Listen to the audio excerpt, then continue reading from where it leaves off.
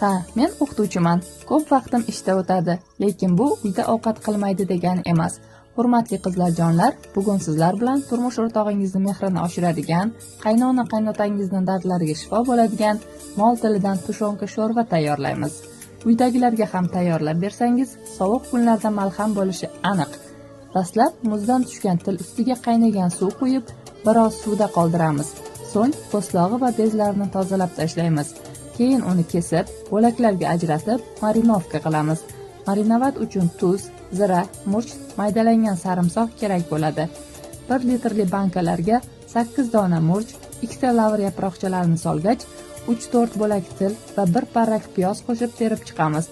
Aytgancha, piyoz go'shtingiz yumshoq va taomingiz suvli chiqishiga yordam beradi. Xohlovchilar pomidor parraklaridan ham foydalanishi mumkin. To'ldirilgan bankani og'zini yopib, qaynab turgan manti qozon tagiga kichik sochiqcha tashlab 3 soatga pishirishga qo'yamiz. Sochiqcha banka yorilib ko'ngilsiz holat ro'y bermasligi uchun kerak albatta. Mana ko'rib turganingizdek, darmonga boy, quvvatga va kamqonlikka shifo bo'ladigan ajabsanda taomimiz ham tayyor bo'ldi. Uni idishga suzib, ustidan ko'katlar sepib, dasturxonga tortamiz. Videoni shu yerigacha ko'rgan bo'lsangiz, like bosib taom ko'rinishini baholab keting. Agar izohda olovchi belgisini qoldirsangiz, bu bizning navbatdagi videolarimiz uchun motivatsiya bo'ladi. Yoqimli ishtaha!